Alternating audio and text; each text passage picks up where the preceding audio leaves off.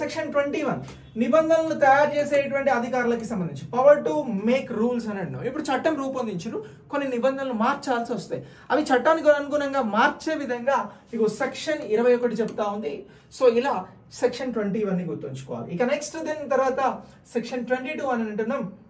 ఇక్కడ సమస్యల తొలగింపుకి సంబంధించి పవర్ టు రిమూవ్ డిఫికల్టీస్ అని అంటున్నాం. ఇక్కడ ఏవైతే భూములకి సంబంధించినటువంటి అంశాలలో వచ్చేటువంటి సమస్యలు ఉంటాయో వాటికి సంబంధించినటువంటి వాటి కోసం ఇక్కడ చర్యలు తీసుకునేందుకు ఈ సెక్షన్ ను ఏర్పాటు చేయడం జరిగింది. ఈ సెక్షన్ కి సంబంధించి అధికారుల పైన కేసు వేస్తాము అని అంటే కుదరదు. సో దీనికి సంబంధించి వారి పైన ఏవైనా సమస్యలు ఉన్నా ఆ సమస్యలను తొలగించేందుకు సంబంధించి అలాగే ఇతర సమస్యలకి సంబంధించినటువంటి అంశాలలో చర్యలు తీసుకునేందుకోసం ఈ సెక్షన్ ను తీసుకురావడం జరిగింది.